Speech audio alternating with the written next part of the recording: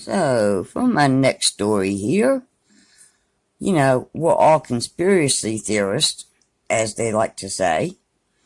But, listen to this. In the past few years, scientists have had some pretty crazy sounding schemes in the name of protecting Earth and its inhabitants. From building an underwater wall 120 kilometers long to try to save a glacier, to cloud seed an area 3 times the size of Spain to increase rainfall, it seems there's no project too outlandish, at least, if not, put into action. Now there's another such project to add to that list, the Controlled Stratospheric Disturbance Experiment, SCOPEX, for short, has been in the works since 2014.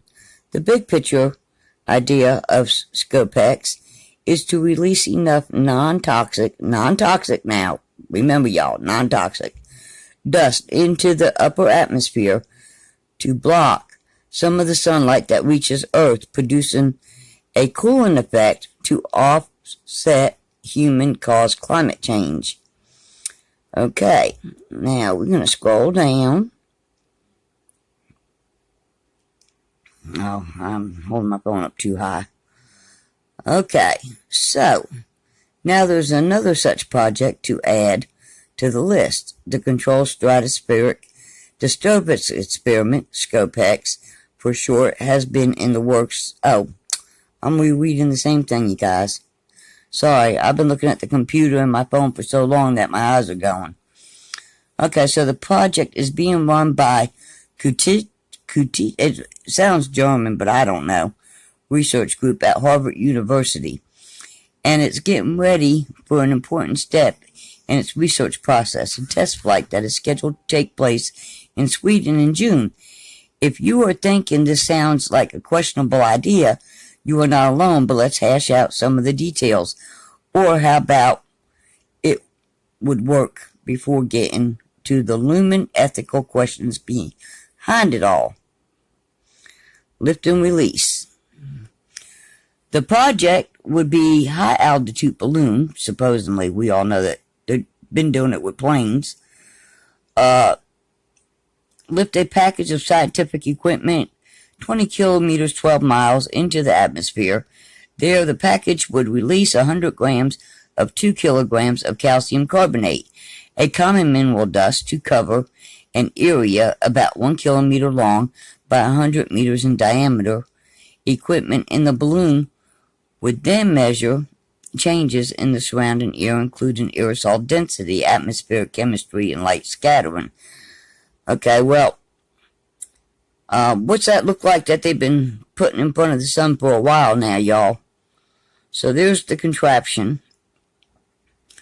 According to the project's website, calcium carbonate has been near ideal optical properties. That means that for a given amount of reflected sunlight, it would absorb much less radiation than sulfate aerosols and hence cause less stratospheric heating. Calcium carbonate is found in nature as limestone and a common additive to consumer products like paper and toothpaste. Since it doesn't exist naturally in the stratosphere, though scientists don't actually know how it would react up there, meaning additional research and experiments is needed. Well, I think that's the problem now, too many damn experiments. Last month, the Swedish Space Corporation agreed to help the Harvard team launch the balloon near the Arctic town of Sweden called Kiruna. The launch was, let's see, where am I? U.S. restrictions caused by, wait a minute. Okay, the launch was originally supposed to take place in the U.S., but was moved partly because of the coronavirus. According to Reuters, this launch, I keep losing my space because of my eyes here. Let's see. This launch won't be releasing any dust. Its purpose is simply to test handling of a balloon and the communications operational systems. If it's successful, a subsequent step would include releasing a small amount of calcium carbonate into the stratosphere. Funding for SCOPEX comes from Harvard's Solar Geoengineering Research Program, one whose God knows. Philanthropic donors is, here's the man right here, Bill Gates, my. The funding in the foundation, which has donated millions to global causes like eliminating poverty and combating infectious diseases. I'm sorry, y'all. I can't help it. Funding for Scopex comes from Harvard Solar Geoengineering. Okay, I'm losing my place again. Alright, anyway, it says it's not from the Bill and Melinda Gates Foundation, which has donated millions to global causes. Okay. Already read that. Y'all, my eyes is killing me here. I've been researching a lot.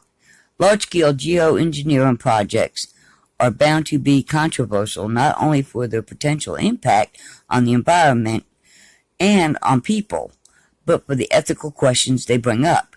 The sun is the most fundamental source of life we have, perhaps rivaled only by water, besides making Earth warm enough and to be habitable. It gives plants the energy they need for photosynthesis, forming a crucial piece of food chain.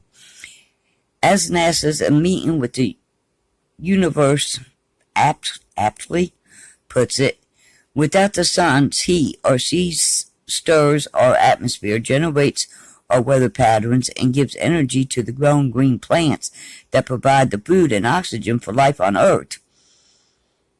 It's strange, then, to think that humanity could try to control its incredible force, both the sense of having scientific knowledge and capability to do so, and being bold enough to go for it. Yet nature will always be more powerful than men, no matter how much science advances. If nature is constantly trying to maintain delicate balance of resources, it seems fundamentally wrong for humanity to tinker with the balance. But if we throw the balance off in the first place, where does that leave us in terms of the right or responsibility to tinker? Right, that's God's work. As my colleague put it to a related article, if humans decide that we can just simply engineer our way out of the problems we've created by wanton environmental destruction and rampant industrialization, we might not focus as we must on cutting carbon emissions and living a more sustainable way. In other words, if we think we can science our way out of any mess we make, we have no incentive to stop making messes. And a mess seems to be what we have on our hands with the current climate situation. There are probably better solutions than spraying tons of dust into space to block the sun. But as crazy as the idea sounds, let's not discard it too quickly. It may turn out that we need every tool in the box. Well, alright, it's went on too long already. Bye for you.